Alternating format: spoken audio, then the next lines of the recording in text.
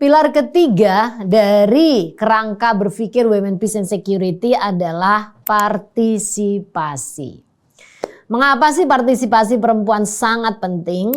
Tentu saja yang pertama adalah perempuan paling banyak mendapatkan dampak dari konflik, maka mereka layak untuk ceritanya didengarkan di semua level pengambilan keputusan. Karena pengalamannya sangat spesifik, maka nggak mungkin kehadiran perempuan itu selalu diwakilkan kepada laki-laki, baik itu pemerintah ataupun kelompok bersenjata, perwakilan dari internasional dan yang lain-lain. Penting kita memastikan bahwa bahkan perempuan korban itu harus ada di dalam konteks pengambilan keputusan. Yang kedua, teman-teman, perempuan sangat peka kepada narasi kehidupan. Maka dari itu keberadaan perempuan di level pengambilan keputusan secara fisik dirinya itu penting. Secara perspektif keberadaan dia di dalam konteks pengambilan keputusan apalagi. Karena apa? Karena secara perspektif perempuan bisa menelusuri ya. Pertama kelompok-kelompok yang mirip dengan mereka di mana mengalami sejumlah bentuk kekerasan berbasis gender dan seksual, kelompok-kelompok yang selama ini termarginal di masyarakat, kelompok-kelompok yang sangat tidak beruntung yang sering mendapatkan kekerasan, mereka satu nafas dengan keberadaan perempuan di masyarakat. Maka dari itu mereka sangat bisa mendeteksi siapa saja selain perempuan dan anak-anak perempuan yang mendapatkan kekerasan berbasis gender dan seksual. Mereka sangat mampu untuk mendeteksi di mana sebenarnya di masyarakat kelompok-kelompok itu berada. Nah, kalau kelompok-kelompok itu berada bisa dideteksi dengan baik, maka tentu keragaman dari kelompok-kelompok termarginal akan semakin luas dan kita akan lebih banyak lagi mendengarkan cerita yang spesifik tentang bagaimana konflik terdampak kepada mereka. Khususnya juga cerita tentang bagaimana mereka sendiri melakukan sebuah perlawanan. Diversitas kelompok perempuan sangat penting, maka dari itu kita tidak bisa menganggap bahwa hanya melibatkan satu perempuan dianggap sudah selesai. Tidak. Perempuan dari etnik tertentu, perempuan dari agama tertentu, perempuan dari kelompok afiliasi di masyarakat, mereka memiliki pengalaman yang berbeda. Nah, saya ingin membawa ceritanya Ibu Miriam Coronel Ferrer dari Filipina, orang pertama kali perempuan pertama di dunia yang menjadi pimpinan sebuah perundingan damai di Filipina, dan dia yang juga terlibat di dalam penandatanganan antara pemerintah Filipina dengan Moro Islamic Liberation Front pada 2014. Yang menarik dari ceritanya Ibu Miriam ini, saya kalau udah ketemu sama beliau itu kayaknya nggak pernah bosan mendengarkan karena selalu ada banyak hal yang baru. Yang pertama yang dilakukan dia adalah ketika dia dipilih oleh pemerintah, dia punya perspektif ya. Selain dia sendiri perempuan, dia punya perspektif.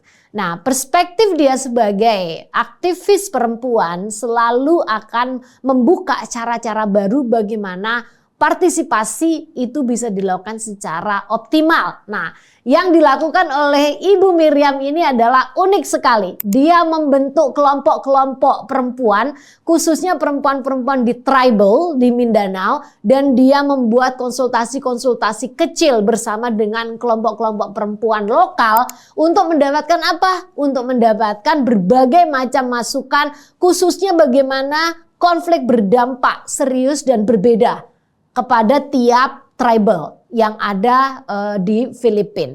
Nah, dengan seperti itu, meskipun dia misalnya satu orang Miriam ya, tetapi ketika dia membuka channel-channel yang lainnya untuk perempuan-perempuan yang lain, itu bagian dari Miriam seorang diri membuka upaya bagaimana ruang-ruang partisipasi mungkin di luar dari perjanjian damai itu bisa terjadi agar apa? Agar Miriam bisa memfeeding ya selama conversation di perjanjian damai itu terjadi.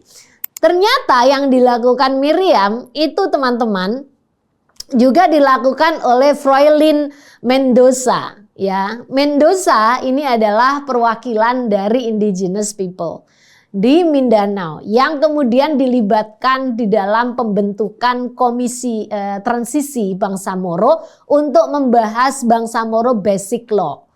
Nah, ini yang aku pengen ceritakan pada kalian semua. Ini kan kayak efek berantai ya. Di mana Miriam memulai bentuk konsultasi kecil, Mendoza juga melakukan hal yang sama. Dia kemudian membentuk kelompok-kelompok kunci di masyarakat untuk bisa mendapatkan mendengarkan suara perempuan, dan dari situlah akan terjadi pengayaan di dalam konteks bagaimana membangun sebuah regulasi yang baik. Di Indonesia ada enggak? Di Indonesia ada dong. Ada banyak, kalian bisa men-searching lah kelompok perempuan perdamaian, atau jangan-jangan kalian sendiri menjadi bagian dari perempuan pembangun perdamaian. Tapi saya pengen menyuguhkan dua story yang sangat keren menurut saya, adalah cerita dari Ibu Roswuri yang membuat sebuah inisiasi kebun perdamaian pasca konflik di Poso untuk membangun kembali relasi antara Muslim dan Kristen. Gagasan tentang pentingnya sebuah kebun gitu ya, sebenarnya gagasan di mana di Poso banyak sekali tanah-tanah yang ditinggalkan gitu ya oleh pemiliknya. Nah, Bu Wuri ini bersama dengan teman-teman di Sekolah Perempuan Perdamaian memanfaatkan bagaimana lahan itu bisa ditanami sayuran ya. Yang menarik saya rasa pembelajaran penting dari Bu Wuri ini cara dia melihat bagaimana hubungannya antara perempuan dengan tanah. Bu Wuri meletakkan filosofi tanah dan perempuan itu mirip. Ya. Mereka adalah sama-sama memiliki rahim untuk bertumbuhnya kehidupan.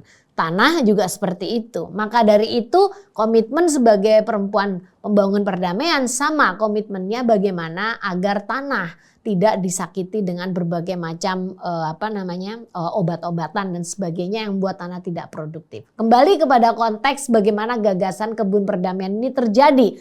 Lama-lama kemudian terjadi sebuah pertukaran antara sayur dengan ikan, yang kebetulan di kampungnya Bu Wuri ikan itu dibawa oleh penjual dari desa lain yang mayoritas Muslim, dan dia selalu menawarkan ikan di kampungnya sehingga pembicaraan mereka bisa bertukar dan berlanjut saling kunjung dan sebagainya. Di Jakarta di konteksnya setting masyarakat di urban ya, masyarakat miskin, kita punya wajah bagaimana perempuan berpartisipasi di dalam konteks membangun kohesi sosial, bahkan menumbuhkan ya rasa solidaritas kepada sesama.